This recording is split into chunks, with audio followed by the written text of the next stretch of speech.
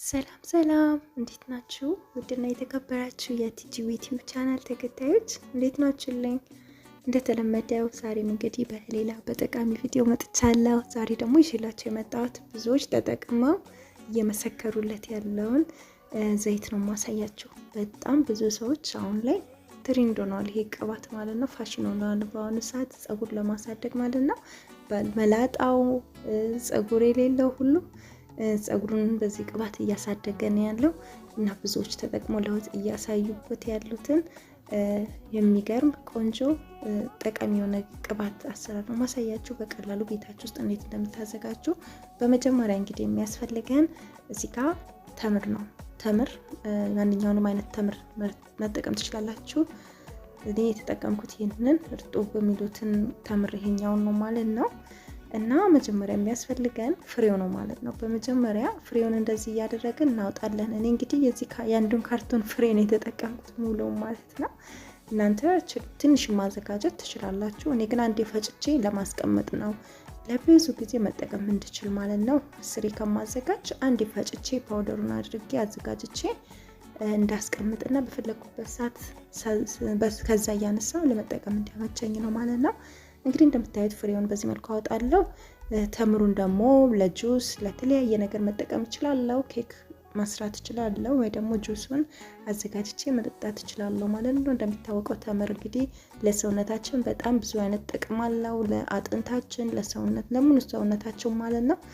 ስለዚህ ተምር ሁሌም ቢሆን ከምግብ በፊት ራሱ አንዷን ፍሬ በልታችሁ ውሃ አንድ ብርጭቆ ብትጠጡ በጣም ጠቀም ታገኛላችሁ። ሁሉ ጊዜ ብትጠቀሙ ማለት ነው። ተምር እንግዲህ እንደምታዩት በዚህ መልኩ ፍሬውን ለይቼ አውጥቻለሁ ማለት ነው።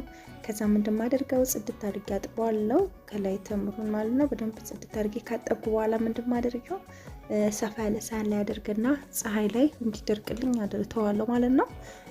አሁን በጣም ቆንጆ ፀሐይ ስላለ ቶሎ ነው የደረቀልኝ በአንድ ቀን ማለት ነው። እንደምትመለከቱት በዚህ መልኩ አጥቤ ውሃ ደግሜ አጥቤያለሁ። የሆነ ሙልጭ ማለት ባህሪ ስላለው እሱ እስኪወጣልኝ ማለት ነው።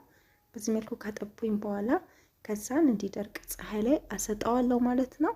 እሺ ጓደኞቼ ቪዲዮን እያያችሁ ያላችሁ ሰብስክራይብ ያላደረጋችሁ ሰብስክራይብ አድርጉኝ፣ እንዲሁም ላይክ አድርጉ ቪዲዮን ለሌሎችም እንዲደርስ። እንዲሁም ይህን ቪዲዮ ስትመለከቱ የመጀመሪያችሁ ከሆነ ለቻናሌ አዲስ የሆናችሁ ማለት ነው። ቻናሌ ላይ በጣም ብዙ ጠቃሚ የሆኑ ቪዲዮዎችን ሰርቻለሁ። ገብታችሁ ለማየት ሞክሩ። ለቆዳ ለፀጉር ከኬሚካል ነፃ የሆኑ ጠቃሚ የሆኑ ቪዲዮዎችን ሰርቻለሁ። እንደምትወዱት እርግጠኛ ነኝ። እንደምትመለከቱት እንግዲህ በአንድ ቀን ውስጥ እንደዚህ ቆንጆ ሆኖ ደርቆልኛል ማለት ነው። እንደዚህ ታሹት ቆዳው ራሱ ይወት ባንዴን ነው የሚላጠው ማለት ነው።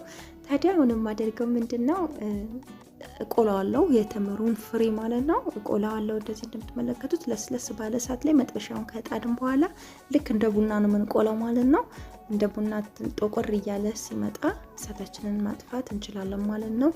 ታዲያ ሁሉም እኩል ሆኖ እንዲበስልላችሁ እጃችሁን ሳታቋርጡ እንደዚህ እያደረጋችሁ ልክ እንደ ቡና ማለት ነው መቁላት ይኖርባችኋል። እና ደግሞ ማወቅ ያለባችሁ ከቆላችሁ በኋላ ነው መጀመሪያ ማሽናችን አዘጋጁ። ምክንያቱም ተምር ከቀዘቀዘ ለመፍጨት በጣም ከባድ ነው የሚሆነው። ድንጋይ ነው የሚሆነው። ድንጋይ ራሱ ይሰበራል። የሆነ በቃ ከባድ ነው፣ የሆነ ጠንከር ይላልና ለመፍጨት አስቸጋሪ ይሆንባቸዋል ማለት ነው። ስለዚህ ብዙዎች ማሽኔ ተበላሸ በተምሩን ለመፍጨት ስል ማሽኑ እንደዚህ ሆነ ምናምን ይላሉ። ስለዚህ ማሽኑ ሰበረብኝ እያሉ ስለሆነ ማሽኑ መፍጨት ያለባችሁ በተኮሶ ነው። ወዲያው ነው የሚፈጨው፣ ወዲያው ድቅቅ ነው የሚለው ማለት ነው። ታዲያ ከፈጨ በኋላ ልክ እንደዚህ ሲሆንልኝ ታዲያ እንደማደርገው ለ2 ደቂቃ ብቻ ነው ለ1 ደቂቃ ያህል ብቻ ነው ውጭ ያስቀመጥኩት። ታዲያ በዚህ ማሽን ነው የምፈጨው። ይሄ ማሽን በጣም ቆንጆ ነው። ከሌላችሁ ቢኖራችሁ ይመረጣል። ድንጋይ እንኳን ልፍጭ ብትሉ በደቂቃ በሰከንድ ውስጥ ዱቄት አድርጎ ይሰጣቸዋል ማለት ነው። በጣም ቆንጆ ማሽን ነው። ለሁሉም ነገር እንዲሆን ነው ማለት ነው። እንግዲህ እንደምትመለከቱት በጣምም አልቀዘቀዘም። እዛ ውስጥ አስገብቼ ፈጨዋለሁ ማለት ነው። ከፈጨው በኋላ ደግሞ እንግዲህ ማስቀምጠው በልቃጥ ነገር ውስጥ ክዳን ያለው ብልቃጥ ውስጥ ነው። ምክንያቱም ሁሉንም ባንዴ ስለማላዘጋጅ እንግዲህ ብዙ ነው የቆላሁት እንዳያችሁት። እንግዲህ ከደቀቀ በኋላ ከፈጨውት በኋላ ይሄን ይመስላል። በዚህ መልኩ ቆንጆ ሆኖ ደቆ ተፈጭቶልኛል ማለት ነው። በነገራችን ላይ ሽታው የቡና ሽታ ነው የሚመስለው። ልክ እንደ ቡና ሽታ ነው። በነገራችን ላይ የተምር ቡና አለ ተቆ ከሆነ እንደዚህ ፈጭተው እንደ ቡና አፍልተው ይጠጡታል በጣም ብዙ ሰዎች ማለት ነው።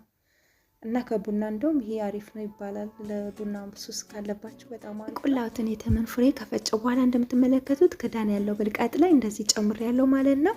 ምክንያቱም አሁን ቅባቱን አዘጋጅና የቀረውን ደግሞ ለሌላ ጊዜ እጠቀመዋለሁ ማለት ነው። እዚህ ጋር እንግዲህ እንደምትመለከቱት ማንኛውም ቅባት ላይ መጠቀም ትችላላችሁ፣ ማወቅ ያለባችሁ ማለት ነው። ለፀጉራችሁ የምትጠቀሙት ገዝታችሁም ሊሆን ይችላል፣ ቤታችሁ ውስጥ አዘጋጅታችሁም ሊሆን ይችላል እና ማንኛውም የምትጠቀሙት ቅባት ላይ ጨምሩበት። እንግዲህ እንደምትመለከቱት የኔ ቅባት ብልቃጡ እዚህ ጋር እንደምትመለከቱት እንትን ነው፣ አፉ በጣም ጠባብ ነው። ስለዚህ ማድረግ ያለብን ምንድነው እንደዚህ በሶፍት ጨምሬ ውስጡ ማስገባት ነው ማለት ነው። አፉ በጣም ጠባብ ስለሆነ ነው ይሄንን ያደረግኩት። ከዛ ምንድነው የምናደርገው እንደዚህ ከጨመርን በኋላ በደንብ አድርገን እንበጠብጠዋለን። ከዛን ለ3 ቀን ፀሐይ ላይ እናስቀምጣለን፣ ወይ ለ2 ቀን ማለት ነው። ፀሐይ ቆንጆ ፀሐይ እንዲያገኘው አድርጉ። ከዛን መጠቀም በፈለጋችሁበት ሰዓት ፀጉራችሁን ከታጠባችሁ በኋላ ሁሌ መጠቀም፣ እንደውም ከቻላችሁ ሁል ጊዜ ብትጠቀሙ ጥሩ ነው። ልትተኙ ስትሉ ፀጉራችሁን ውስጡን እንዲሁም ደግሞ ፀጉራችሁ የሳሳበት ቦታ ላይ ሙሉ ፀጉራችሁን ጫፉንም ጭምር በደንብ ቀብታችሁ ማሳጅ ማድረግ። ከዛን ምንድነው የምታደርጉት በሚገርም ሁኔታ ከ1 ወር በኋላ ፀጉራችሁን ለውጥ በሚገርም ሁኔታ ነው የምታገኙት ማለት ነው። እንግዲህ የቀረውን ፓውደር ግን እንግዲህ እንደምታዩት እዛው ክዳን እንደከዳንኩት ቁጭ አደርጋለሁ። ይሄንን ቅባት ስጨርስ ደግሞ አሁንም ልክ እንደዚሁ ቅባቴ ላይ ጨምሬ እጠቀማለሁ ማለት ነው። የግድ እሳት ላይ ጠብጣችሁ ማዘጋጀት አይጠበቅባችሁም። ይሄ ባላችሁ ቅባት ላይ ጨምራችሁ መጠቀም ትችላላችሁ ማለት ነው።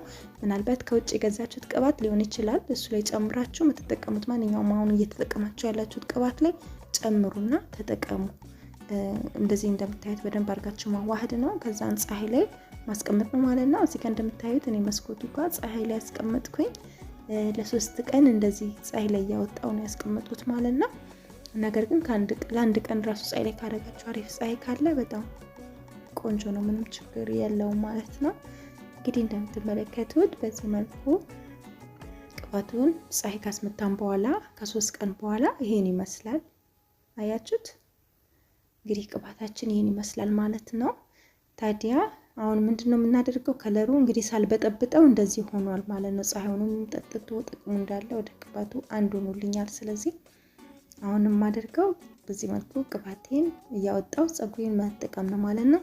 ታዲያ ብዙ ሰው ለውጥ ያየበት ቅባት ነው። በጣም ብዙ ሰው በሚገርም ሁኔታ እየመሰከረለት ያለ በጣም ለብዙ ሰው በሚገርም ሁኔታ በዚህ ቅባት ለውጥ አይተውበታል። እናንተም እንደሚጠቅማችሁና ለውጥ እንደምታገኙበት ምንም ጥርጥር የለኝም።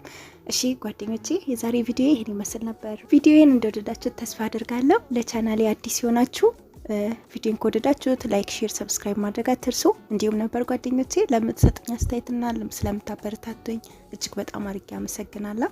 በቀጣይ በሌላ ቪዲዮ እስክንገናኝ ሰላም ሁኑልኝ። ባይ ባይ።